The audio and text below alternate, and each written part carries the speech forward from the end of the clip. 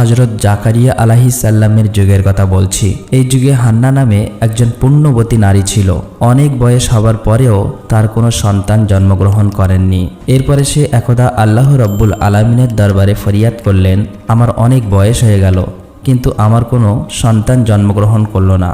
আমি তোমার দরবারে মান্নত করছি, তুমি যদি আমার কোনো সন্তান দান করো তাহলে তোমার ঘর বাইতুল মুকাদ্দাসের উদ্দেশ্যে আমি সেই সন্তানকে উৎসর্গ করব। হান্নাহর এই মান্নতের কিছুদিন পর মহান আল্লাহ তাআলা তার গর্ভে একটি সন্তান দান করলেন। হান্না এই সন্তানকে দেখে অত্যন্ত খুশি হলো, কিন্তু হান্নাহর এই খুশি বেশি দিন থাকলো না। কেননা যখন তিনি সন্তান প্রসব করলেন তখন দেখতে পেলেন তিনি একটি কন্যা সন্তান প্রসব করেছেন। কন্যা সন্তান দেখে হান্নাহর মন অত্যন্ত দুঃখ পেল।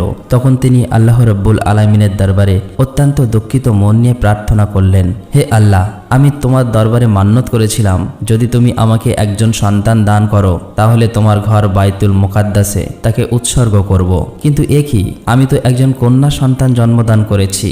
এই কন্যা সন্তানকে কিভাবে আমি তোমার ঘর বাইতুল মুকাদ্দাসের উদ্দেশ্যে উৎসর্গ করব? আর বাইতুল মুকাদ্দাসের কৃতপক্ষ তো এই কন্যা সন্তানকে বাইতুল মুকাদ্দাসের খেদমতের জন্য গ্রহণ করতে চাইবে না। হান্নাহর এই দুঃখ ভরা প্রার্থনা শুনে মহান রব্বুল আলামিন জানিয়ে দিলেন, হে হান্না, তুমি হয়তো একটি কন্যা সন্তান জন্মগ্রহণ করে অত্যন্ত দুঃখিত হয়েছ। তুমি চেয়েছিলে একটি পুত্র সন্তান জন্মদান করতে, কিন্তু তুমি জেনে রাখো যে কন্যাটি তুমি জন্মদান করেছ এটি সাধারণ কোনো কন্যা সন্তান নয়। পৃথিবীতে অনেক পুরুষের চেয়েও এই কন্যা সন্তানের গুরুত্ব অনেক অফুরন্ত অপরিসীম।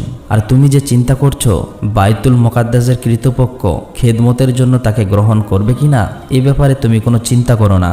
তুমি তোমার কন্যাটিকে লালন পালন করো, যখন সে উপযুক্ত বয়সে উপনীত হবে তখন তাকে বাইতুল মুকাদ্দাসের উদ্দেশ্যে খেদমতের জন্য নিয়ে যাও।